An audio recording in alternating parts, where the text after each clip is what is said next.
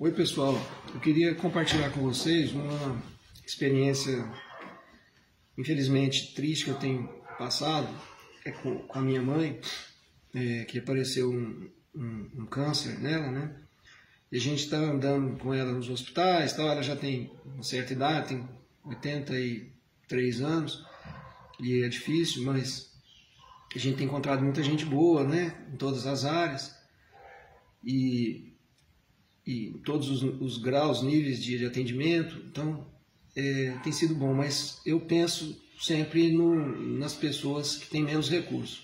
E nós mesmos, apesar de ter um plano de saúde bom para ela e tudo, a gente tem atravessado algumas dificuldades, que é a seguinte: na hora de fazer procedimentos ou atos, né, que rendem, que dão muito lucro, tipo radioterapia, quimioterapia, exames,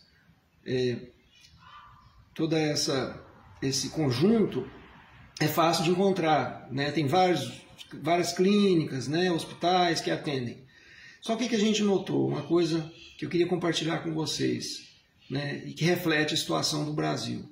Na hora daqueles problemas até mais graves, que são os problemas clínicos, né, que vêm, por exemplo, da quimioterapia, né, enjoo, infecção, depressão, diarreias, problemas de várias ordens decorrentes da quimioterapia, a gente vai procurar internação, hospitais, e a gente não acha.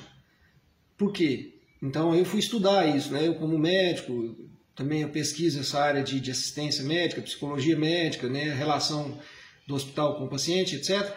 E a gente descobriu assim que nessa hora o paciente é levado para hospitais públicos ou hospitais filantrópicos, sem fim lucrativo.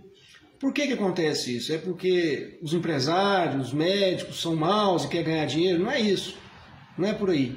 A questão é que para mexer com isso, com essa medicina clínica ali, de beira de leito, de acompanhar o paciente, de ter aquele internação prolongada, internação que não gera muito procedimento, não gera muito dinheiro, muitos exames, muitas coisas caras, nessa hora o paciente ele fica descoberto. Por quê? Porque o governo ele taxa tanto os hospitais, ele taxa tanto os médicos, o sistema hospitalar é tão taxado que o lucro é muito pequeno e às vezes dá até prejuízo. Então por isso que há um despovoamento brutal dos leitos privados no Brasil. Isso é uma catástrofe que está acontecendo.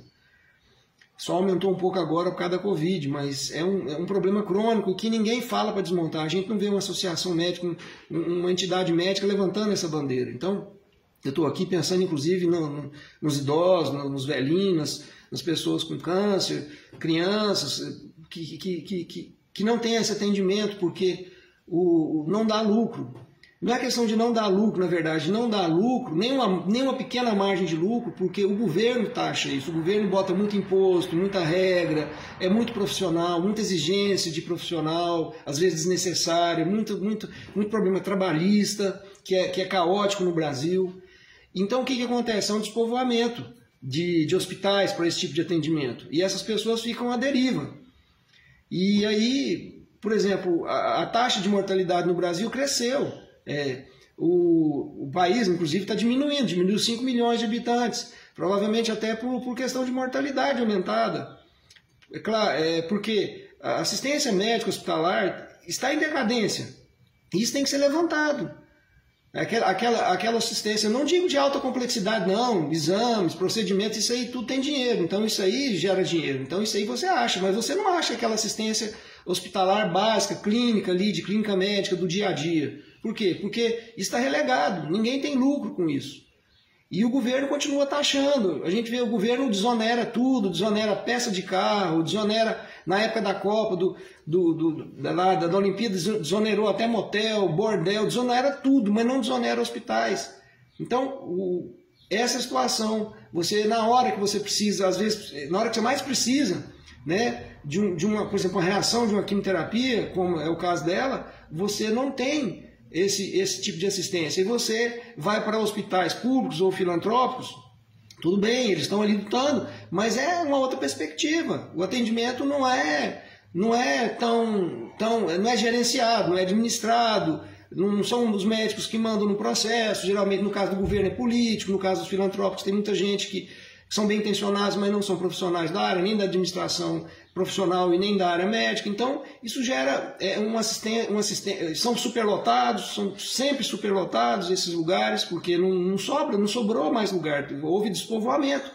Então, isso é uma situação catastrófica gravíssima que todo brasileiro passa calado, não se manifesta. O político não quer saber disso, porque o político quer produzir dificuldade para vender facilidade.